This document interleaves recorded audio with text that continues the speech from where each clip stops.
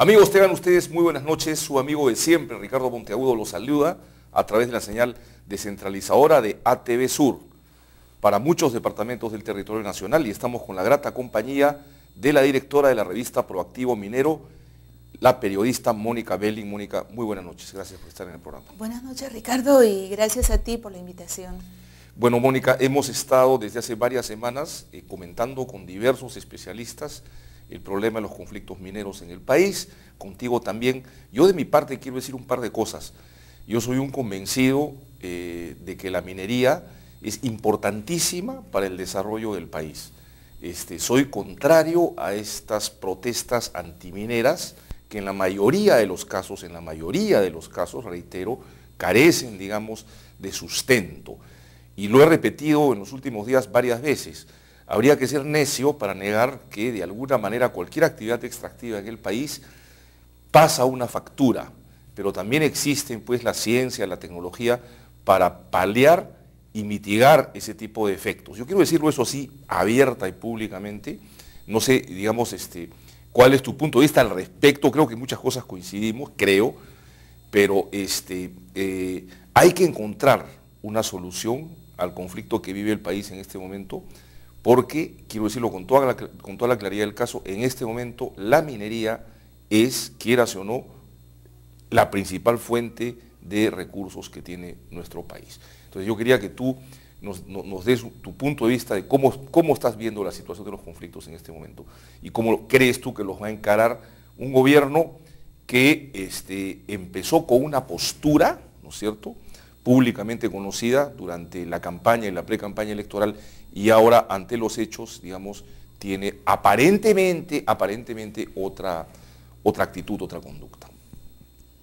No, Ricardo, me has puesto un marco para poder expresarme bastante cerrado, porque el tema de la minería no es sino parte de un tema nacional.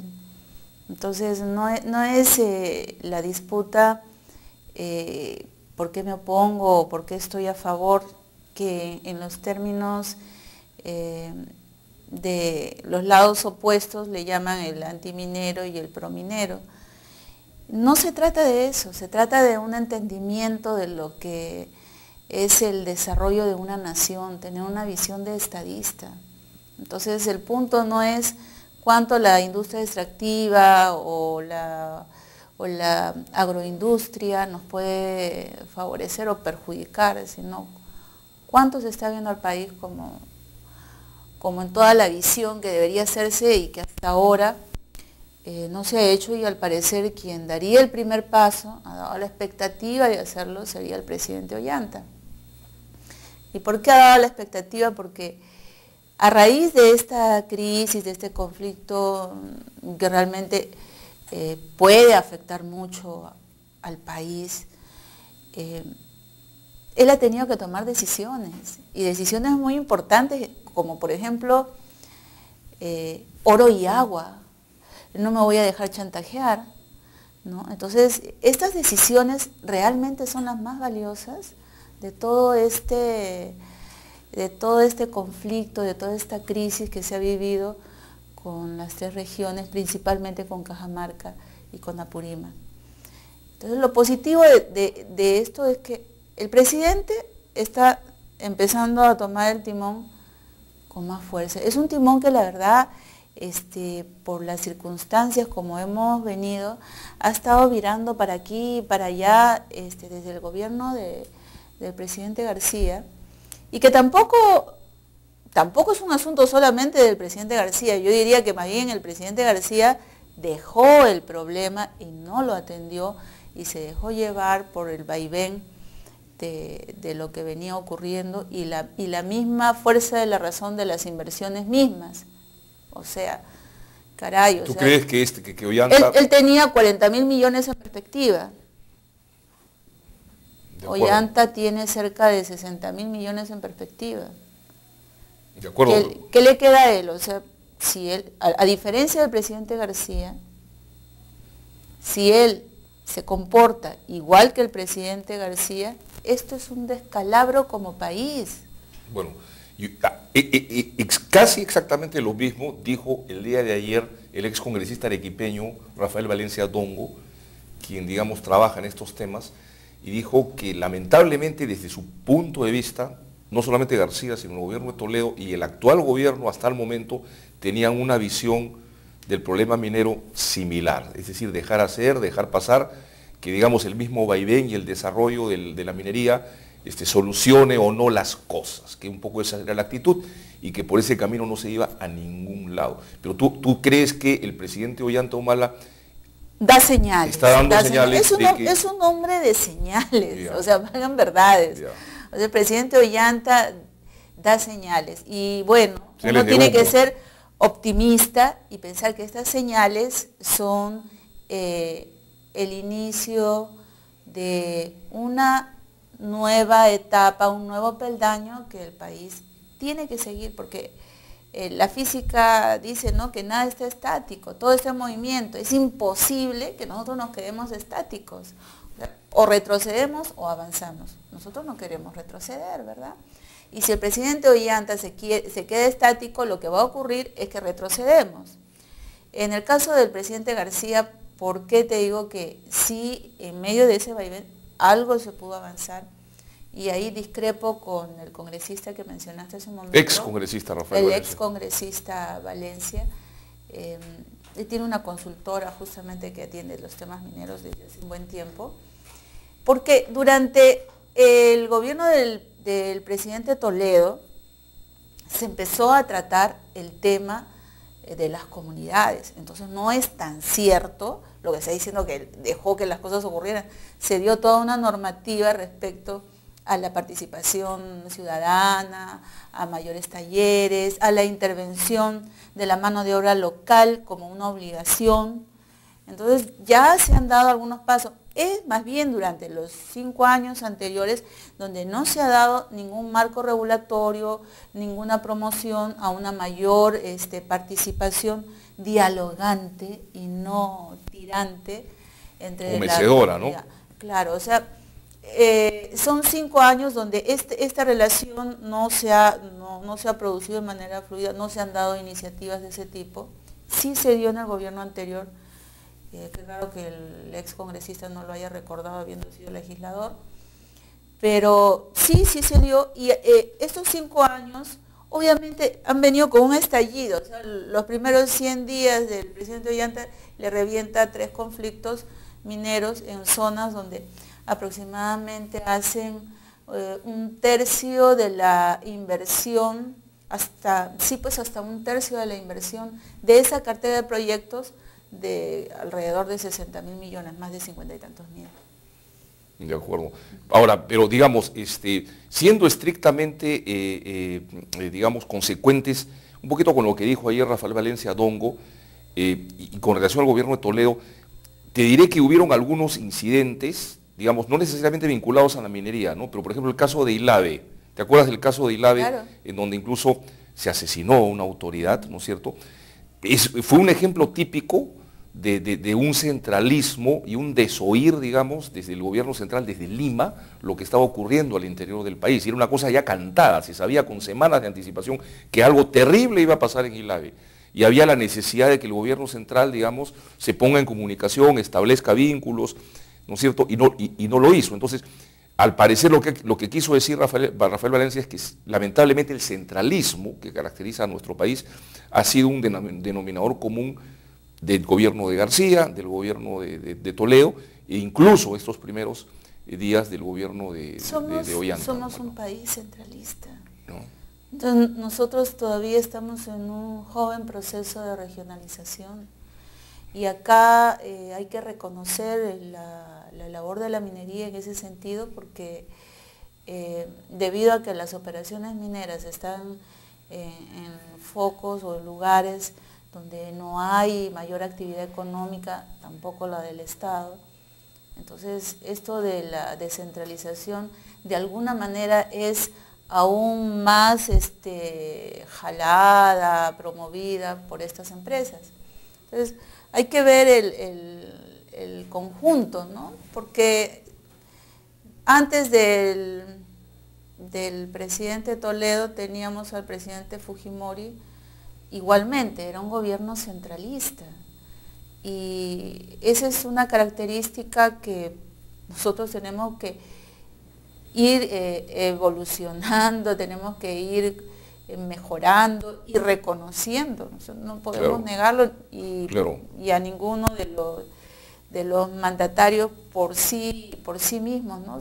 Esperemos que este proceso de regionalización que inició el presidente Toledo, que ha continuado algo el presidente García, el presidente Ollanta, lo haga aún más rápido. De acuerdo. El comentario, Mónica, al centralismo iba un poco en el sentido de que justamente en los últimos 10 años, ya cuando empieza el gobierno de Toledo, digamos, empieza el boom un poco de la minería, ¿no es cierto?, de la subida del precio de los minerales, en fin, no antes, ¿no?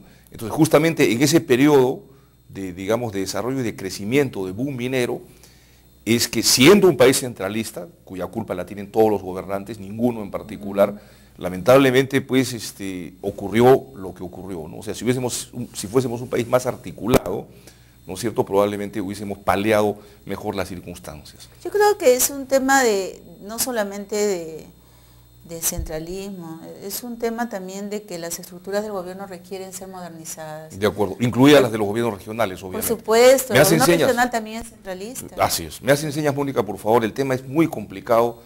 Yo quiero decir que el día de mañana va a venir el señor sociólogo Javier Torres, que es el presidente de SER, Servicios Educativos Rurales, que opera justamente estos temas en los departamentos de Ayacucho, Puno y Cajamarca. Atención, va a estar el día de mañana con nosotros, y también Jorge Manco Saconetti, con quien también estamos comentando estas cosas. Me hacen muchísimas señas, vamos unos cortecitos, por favor, y regresamos.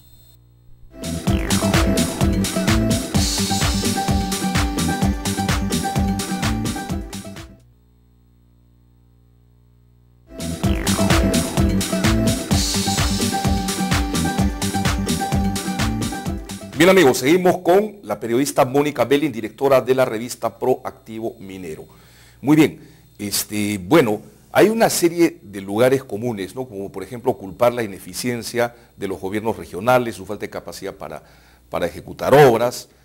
Bueno, en el gobierno nacional también ocurre lo mismo. En fin, eso es un lugar común.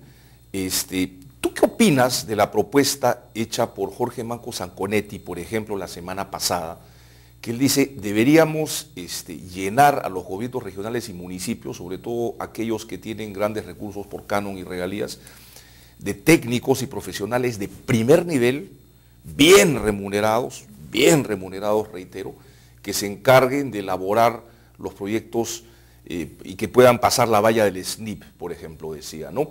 De tal manera que se empiece a mostrar a la población proyectos productivos y concretos que pueden ser, digamos, el paliativo para todos estos conflictos sociales que ocurren en el país. Él dijo que los recursos del canon y de regalías no podían ser utilizados en pago de remuneraciones a este tipo de profesionales. Es una propuesta que muchas veces se ha repetido desde el lado del Ministerio de Economía y Finanzas. La mayoría de los economistas lo plantean así. Jorge es un economista, un destacado economista con mucho conocimiento sobre los temas de canon y temas de regiones, así como de asuntos laborales también. Pero acá hay un tema de estructuras. Entonces ¿qué puedo hacer en un lugar con una persona que tiene toda la competencia, pero que está atado de manos y de pies para poder actuar oportunamente? O sea,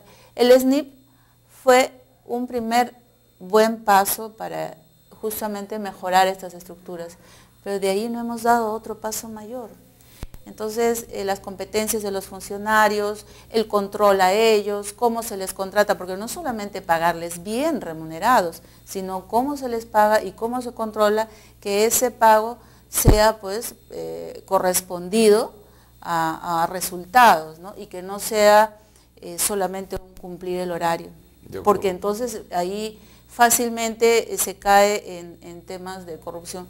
Seguramente yo misma me imagino tenerlo acá Jorge al lado, me dirá, pues bueno, eso se va a ver en los resultados de los proyectos que hay, que los proyectos sean aprobados, pero no es suficiente. los proyectos tienen que ser ejecutados. Tenemos carteras, volúmenes de proyectos hermosos que no son ejecutados. Tenemos así también todo un frondoso cuerpo de leyes líder en la región que no son cumplidos. Entonces, el ama su, ama yuya, ama aquella, que es tan simple, que es de nuestros ancestros, Ricardo. Claro que sí. Entonces, no era tan grande, no era tan frondoso, pero era efectivo porque apuntaba a un cumplimiento. Entonces acá el tema cómo hacer cumplir, cómo ejecutar, creo que es una fase que nos falta y allí habría que hacer una reestructuración del Estado para que esto se pueda. ¿Cómo hacer cumplir, cómo ejecutar y cómo priorizar, ¿no? Digamos, claro, escoger qué cosa es lo más prioritario. Y cuando tú hablas de problema de estructuras, ¿no es cierto? Inmediatamente yo pienso, si hay unas estructuras anquilosadas que no funcionan, no queda otra cosa que hacer una revolución, o sea, porque la palabra reforma ya no cabe, ¿no? Una revolución. Bueno, tú eres un poco... del Estado, ¿no? Entonces, tiene que cambiar radicalmente. No, yo creo que sí se puede, sin necesidad de revolucionar, claro que se puede reformar, pero hay que reformar todo el aparato, si no, por favor, no dejemos de lado el tema, por ejemplo, que ha conmovido tanto, que es el de esta niña torturada y asesinada por su propia madre. Acá el padre cuántas veces ha repetido a uno y otro medio de comunicación que él sí ha pedido la tenencia de su hija, que él sí ha luchado y que sin embargo el aparato judicial, el poder judicial y toda esa burocracia y ese incluso insensato cuerpo legal lleno de una serie de trampas ha permitido que esa niña esté en poder de su madre y en poder de la abuela, que ahora está bastante cuestionada porque el conviviente de esta chica ha declarado que era realmente la abuela la que promovió toda esta tragedia, ¿no? De a pocos. ¿Qué madre entrega a su hija, claro, a la prostitución y tiene a los nietos como han revelado los vecinos, la gente que le rodea? Y esto el Poder Judicial no lo puede ver. Hemos visto a la ministra de la Mujer que dice que ella no puede hacer nada. Fíjate que se está cumpliendo acá el tema de un alto funcionario, ya no hablamos de un competente que va a hacer el proyecto, sino estamos hablando de un ministro de Estado que dice, no puedo hacer nada. Efectivamente, me da pena la niña, pero no puedo hacer nada. Entonces, fíjate, o sea, estamos hablando de la vida de una niña torturada y ventilado esto públicamente y queremos pasar la página. Claro. Por eso, el sistema no funciona, pues, ese es el punto, ¿no? El sistema ya colapsó y de repente un poco nuestra discrepancia puede ser en que tú crees que el cambio puede ser gradual. Yo pienso que el cambio tendría que ser un poco rápido y radical, ¿no? Porque tiene que ser rápido, si no hay un tiempo, tiene que ser rápido, claro que sí, pero tú quieres irte a una revolución. Y yo creo que reformas de estructura son una etapa importante porque hablamos de todo el aparato estatal que es enorme. Y creo que allí el presidente Ollanta daría un enorme, gran paso en bien del país. Mira, por ejemplo, una experiencia interesante de éxito de una reforma fue durante el gobierno de Fujimori, cuando ponen a Manuel Estela, por ejemplo. ¿Te acuerdas de Manuel Estela, que fue el primer eficiente jefe de la SUNAT? Este hombre reformó la SUNAT. Exacto. Entonces, y ahí tuvo que entrar a romper, ¿no? Claro, pero no fue una revolución. No, bueno, digamos, el término, estoy haciendo, digamos, una exageración en la expresión, ¿no? Pero Cuidado digamos, por supuesto, y además podemos hablar de una revolución marxista, podemos hablar de una revolución capitalista, o sea, las palabras se las lleva el viento, ¿no? Pero vamos al hecho, ¿no? En el caso de la SUNAT, por ejemplo, que fue una buena iniciativa, fue porque hubo decisión política, hubieron buenos funcionarios bien remunerados. Acuérdate que en esa época los funcionarios de la SUNAT, la gente decía, la SUNAT está funcionando, se ha reformado porque se les están pagando bien a los funcionarios, ¿no? Pero no era solamente el buen pago, o sea, el buen pago per se no te da el resultado, no, sino esas estructuras a las que tú señalas. Y cambiaron, que después la cosa no continuó y bueno, y ahora hay muchas críticas que le hacen a la SUNAT y es otro rollo, ¿no? Pero digamos, hay que dar mantenimiento a todo esto. Hay que dar mantenimiento. Igual pasó con el Ministerio de Energía y Minas, con un programa EMTAL, que también fue de una reforma de estructuras, pero que se dio también justo en el gobierno del presidente Fujimori en los 90, pero ya también ya pasó un periodo y requiere una reactivación, un reordenamiento allí. De acuerdo. Para que eso camine Muchas mejor. gracias, Mónica, el tiempo nos ha ganado. Brevemente nada más, se viene el CADE en el Cusco, ¿estarás allí? Cuéntanos un Sí, poquito. porque la CADE es un evento que trae mucha innovación y te digo que los empresarios en general, los mineros y otros empresarios, incluso los industriales, han promovido, creo yo, parte de esta, si le podemos llamar buena onda que estamos viendo que el país esté de moda a través de estas innovaciones que la CADE va trayendo año a año y que recogen todos los empresarios de los distintos sectores. De acuerdo, Mónica, conversaremos entonces de eso. Muchas gracias, muy amable.